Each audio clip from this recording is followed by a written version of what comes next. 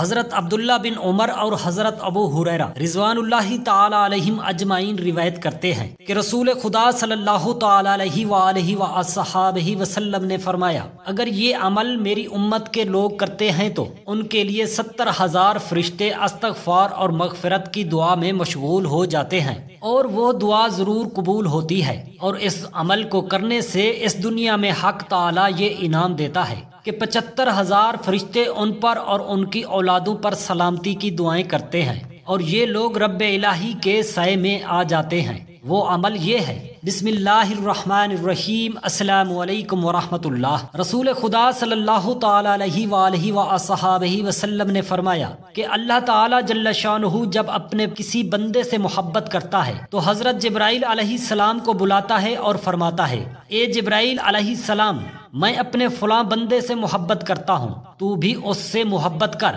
پس حضرت جبرائیل علیہ السلام بھی اس سے محبت کرنے لگ جاتے ہیں۔ پھر وہ آسمان میں منادی کرتا ہے کہ اللہ تعالی جل شانہ اپنے فلاں بندے سے محبت کرتا ہے، تم بھی اس سے محبت کرو۔ پھر سب اہل آسمان اس سے محبت کرنے لگ جاتے ہیں۔ پھر زمین میں اس کی مقبولیت کا چرچا ہو جاتا ہے اور لوگ اس کے گرویدہ اور چاہنے والے ہو جاتے ہیں۔ حضرت فاروق اعظم سے روایت ہے، رسول خدا صلی اللہ تعالی علیہ وآلہ وسلم نے ارشاد فرمایا، اللہ کے بندوں میں سے ایسے لوگ بھی ہیں جو نہ نبی میں نہ شہید، لیکن قیامت کے دن قرب الہی کی وجہ سے انبیاء و شہداء ان پر رشک کریں گے۔ صحابہ کرام رضوان اللہ تعالی علیہم اجمعین نے عرض کی، یا رسول اللہ صلی اللہ علیہ وآلہ وصحابہ وسلم، ہمیں بتائیے وہ کون لوگ ہیں، ان کے اعمال کیا ہیں، تاکہ ہم ان لوگوں سے بھی محبت کریں۔ آپ صلی اللہ علیہ وسلم نے فرمایا، وہ لوگ جو اللہ کے لیے آپس میں محبت کرتے ہیں، نہ ان میں کوئی رشتہ دار ہے نہ مالی فائدے، باخدا ان کے چہرے سراپائے نور ہوں گے اور نور کے ممبروں پر انہیں بٹھایا جائے گا۔ دوسرے لوگ خوف زدہ ہوں گے، انہیں کوئی خوف نہ ہوگا۔ لوگ حزن و ملال میں مبتلا ہوں گے، لیکن انہیں کوئی حزن و ملال نہ ہوگا۔ اس کے بعد آپ صلی اللہ تعالی علیہ وآلہ وسلم نے فرمایا، ایک شخص اپنے کسی بھائی سے پوچھا کہاں جانے کا ارادہ ہے؟ اس شخص نے کہا، اس بستی میں، میرا ایک بھائی ہے، اس سے ملنے کا ارادہ ہے۔ فرشتے نے پوچھا، کیا تم نے اس پر کوئی احسان کیا ہے جس کی تکمیل مقصود ہو؟ اس نے کہا کہ اس کے سوا اور کوئی بات نہیں، مجھے اس سے صرف اللہ تعالی کے لیے محبت ہے۔ تب اس فرشتہ نے کہا کہ میں تمہارے پاس اللہ تعالی جل شانہ کا یہ پیغام لایا ہوں کہ جس طرح تم اس شخص سے محض اللہ تعالی جل شانہ کی وجہ سے محبت کرتے ہو، اللہ تعالی جل شانہ بھی تم سے محبت کرتا ہے۔ جنگ خیبر کے موقع پر مسلمانوں نے خیبر سے تھوڑا ہٹ کر اپنا پڑاؤ ڈال رکھا تھا۔ وہاں قریب ہی ایک چرواہا یہودی سردار کی بکریاں چرا رہا تھا۔ جب اس نے دیکھا کہ مسلمان کے لشکر یہاں موجود ہیں تو اس کے دل میں مسلمانوں کے سردار سے ملنے کی خواہش پیدا ہوئی۔ وہ دیکھنا چاہتا تھا کہ مسلمان کیسے ہوتے ہیں اور کیا کرتے ہیں اور کیا کھاتے ہیں اور کیا پیتے ہیں اور عبادت کیسے کرتے ہیں۔ چنانچہ وہ چرواہا بکریوں کو چراتا ہوا مسلمانوں کے لشکر کی طرف آ گیا۔ جب وہ مسلمانوں کے لشکر میں گیا تو اس نے صحابہ کرام رضوان اللہ تعالی علیہم اجمعین سے دریافت کیا کہ تمہارا سردار کون ہے؟ وہ اس وقت کہاں موجود ہے؟ مسلمانوں نے اس چرواہے کو بتایا کہ ہمارا سردار حضرت محمد صلی اللہ تعالی علیہ وآلہ وصحابہ وسلم ہیں۔ صحابہ کرام رضوان اللہ تعالی علیہم اجمعین نے ایک خیمے کی طرف اشارہ کیا، فرمایا کہ ہمارے آقا محمد صلی اللہ علیہ وسلم اس خیمے میں موجود ہیں۔ جب چرواہے نے خیمے کی طرف دیکھا تو وہ خیمہ بہت ہی سادہ سا تھا۔ چرواہے نے سوچا کہ یہ لوگ مجھ سے جھوٹ بول رہے ہیں۔ اس کو یقین نہیں آ رہا تھا۔ اس کے ذہن میں یہ سوال چل رہا تھا کہ اتنے بڑے سردار اس معمولی سے خیمے میں کس طرح رہ سکتے ہیں۔ اس کے خیال میں تھا کہ اتنے بڑے سردار بڑی شان و شوکت سے زندگی بسر کر رہے ہوں گے۔ جب وہ خیمے میں گیا اس نے دیکھا کہ کھجور کے پتوں سے آپ کا بستر تیار کیا ہوا تھا اور آپ اس کھجور کے پتوں کے بستر پر تشریف فرما تھے۔ اس چرواہے نے جب نبی کریم صلی اللہ علیہ وآلہ وسلم سے دریافت کیا، اے مسلمانوں کے سردار، آپ کس دین کی تبلیغ کر رہے ہیں؟ آپ صلی اللہ علیہ وآلہ وصحابہ وسلم نے فرمایا جو میرا اور تیرا دونوں کا رب ہے اس کے آگے کی جھکنے کی تلقین کرتا ہوں اور اس کو ایک مانتے ہیں اور اس کے ساتھ کسی اور کو شریک نہیں کرتے۔ حضور اکرم صلی اللہ تعالی علیہ وآلہ وصحابہ وسلم نے چرواہے کو دین اسلام کی دعوت دی۔ چرواہے نے آقا دو جہاں صلی اللہ علیہ وآلہ وصحابہ وسلم سے عرض کیا یا رسول اللہ صلی اللہ علیہ وسلم اگر میں اسلام قبول کر کے مسلمان ہو جاتا ہوں تو میرا رتبہ اور مقام کیا ہوگا؟ تو حضرت محمد مصطفیٰ صلی اللہ تعالی علیہ وآلہ وصحابہ وسلم نے فرمایا تم ہمارے بھائی بن جاؤ گے، ہم آپ کو اپنے گلے لگا لیں گے۔ آپ صلی اللہ تعالی علیہ وآلہ وسلم کی یہ بات سن کر چرواہا بہت حیران ہوا اور عرض کرنے لگا مسلمانوں کے نبی صلی اللہ تعالی علیہ وسلم کیا آپ مجھ سے مذاق فرما رہے ہیں؟ میں ایک معمولی اور کالے رنگ کا آدمی ہوں، آپ اتنے بڑے سردار، آپ میرے جیسے غریب سیاہ رنگ اور بدبودار جسم اور گندے لباس والے بندے کو کس طرح گلے لگائیں گے؟ تو نبی کریم صلی اللہ تعالی علیہ وآلہ وصحابہ وسلم نے چرواہے سے فرمایا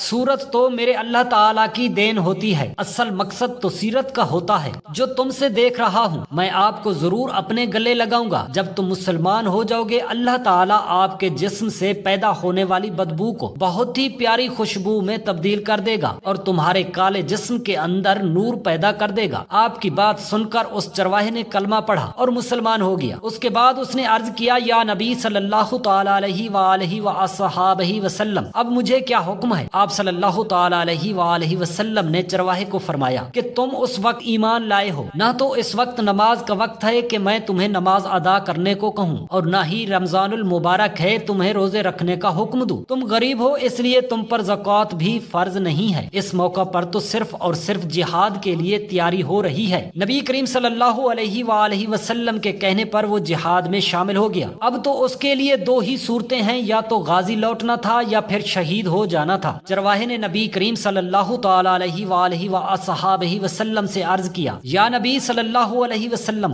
آپ اس بات کی ضمانت دیتے ہیں کہ اگر میں شہید ہو گیا تو آپ اللہ تعالیٰ سے میرے گناہوں کی بخشش کا ذریعہ بنیں گے؟ حضرت محمد مصطفیٰ صلی اللہ تعالی علیہ وآلہ وصحابہ وسلم نے فرمایا کہ میں اس بات کی ضمانت لیتا ہوں اگر تم دین اسلام کی خاطر جہاد کرتے ہوئے شہید ہو گئے تو اللہ تعالیٰ آپ کو ضرور جنت میں اعلیٰ مقام عطا فرمائے گا، اللہ تعالیٰ تمہارے جسم سے آنے والی بدبو کو خوشبو میں تبدیل کر دے گا۔ نبی کریم صلی اللہ علیہ وآلہ وسلم نے اس شخص کو کہا کہ تم ایک یہودی کی بکریاں چراتے ہو، یہاں آئے ہو، یہ بکریاں تمہارے پاس یہودی کی امانت ہیں، سب سے پہلے اس یہودی کے پاس جاؤ اور اس کی بکریاں واپس کر کے آؤ۔ نبی کریم صلی اللہ تعالی علیہ وآلہ وصحابہ وسلم نے اس چرواہے کو بکریاں واپس کرنے کا حکم اس لیے دیا تھا کہ وہ چرواہا یہودی کی بکریاں چرانے کے لیے آیا تھا۔ آپ صلی اللہ علیہ وآلہ وصحابہ وسلم سے مل کر وہ مسلمان ہو گیا۔ آپ صلی اللہ علیہ وآلہ وسلم نے فرمایا کہ سب سے پہلے بکریاں اس یہودی کو واپس کر کے آؤ، پھر آ کر جہاد میں شرکت کرنا۔ وہ آپ صلی اللہ علیہ وآلہ وسلم کے حکم کے مطابق اس یہودی کی بکریاں واپس کر کے آیا اور جہاد میں شامل ہو کر جام شہادت نوش فرمائی۔ جب جنگ خاتمے پر پہنچ گئی تو آپ نے صحابہ کرام رضوان اللہ تعالی علیہم اجمعین کو ایک جگہ جمع ہوتے ہوئے دیکھا تو آپ صلی اللہ علیہ وآلہ وسلم نے صحابہ سے دریافت کیا کہ کیا بات ہے، تم سب لوگ یہاں اکٹھے کیوں ہوئے ہو؟ صحابہ کرام رضی اللہ تعالی عنہم نے عرض کیا یا رسول اللہ صلی اللہ علیہ وسلم جنگ میں ہماری طرف سے ایک ایسا شخص بھی شہید ہوا ہے جس کو ہم میں سے کوئی نہیں جانتا۔ جب نبی کریم صلی اللہ علیہ وآلہ وسلم نے اس چرواہے کی لاش کو دیکھا تو آپ صلی اللہ علیہ وآلہ وصحابہ وسلم نے صحابہ سے فرمایا کہ اس شخص کو آپ میں سے کوئی نہیں جانتا، لیکن میں اس شخص کو ضرور جانتا ہوں، یہ وہ اللہ تعالی کا بندہ ہے جس نے اللہ تعالی جل شانہ کی ذات کو ایک سجدہ تک نہیں کیا ہے، لیکن اس چرواہے کی گواہی میں دیتا ہوں کہ اس بندے کو اللہ تعالی جل شانہ جنت میں داخل کرے گا۔ اللہ تبارک و تعالی نے اس بندے کے حق میں جنت لکھ دی ہے اور اس پر دوزخ حرام کر دی ہے۔ میں دیکھ رہا ہوں کہ اس بندے کو اللہ تعالی جل شانہ کے حکم سے فرشتے غسل دے رہے ہیں، اس کے جسم کی بدبو خوشبو میں اور جسم کی سیاہی سفیدی میں تبدیل ہو رہی ہے۔ اللہ اکبر! اگر کچھ عرصہ پہلے اس چرواہے کی موت آ جاتی تو وہ سیدھا جہنم میں چلا جاتا، اور اب اس حالت میں موت آئی ہے کہ ایمان لا چکا ہے اور سرکار دو عالم صلی اللہ تعالی علیہ وآلہ وسلم کا غلام بن چکا ہے۔ اب حق تعالی نے اتنا بڑا انقلاب پیدا فرما دیا، اس لیے بڑے بڑے لوگ لرزتے ہیں اور یہ دعا کرتے ہیں کہ اللہ تعالی ہمارا خاتمہ ایمان پر فرمانا۔ کس بات پر انسان اتنا غرور اور ناز کرے یا فخر کرے، اسے معلوم ہی نہیں کہ کل کیا ہونے والا ہے، اس لیے کسی کو حقیر مت سمجھنا۔ حضرت علی کرم اللہ وجہ الکریم بیان کرتے ہیں کہ جو شخص شام کے وقت کسی مریض کی عیادت کے لیے جاتا ہے تو اس کے ساتھ 70,000 فرشتے جاتے ہیں جو صبح تک اس کے لیے استغفار کرتے رہتے ہیں، اور جو شخص صبح کے وقت کسی مریض کی عیادت کے لیے جاتا ہے تو اس کے ساتھ 70,000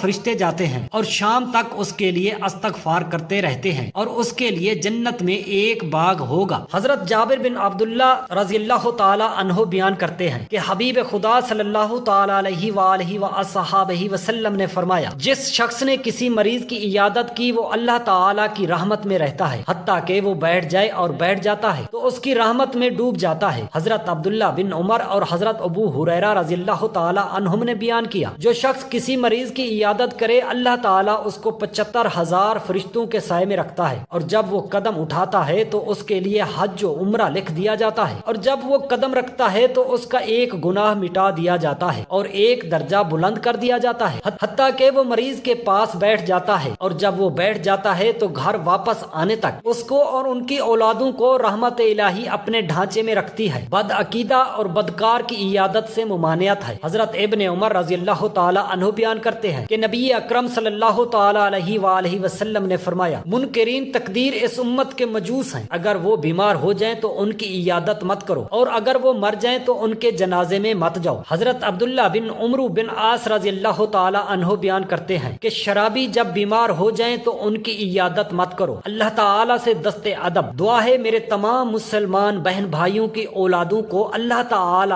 اپنے سائے میں رکھے اور شیطان کے ہر شر سے محفوظ فرمائے، آمین یا رب العالمین۔ جزاک اللہ خیرا کثیرا۔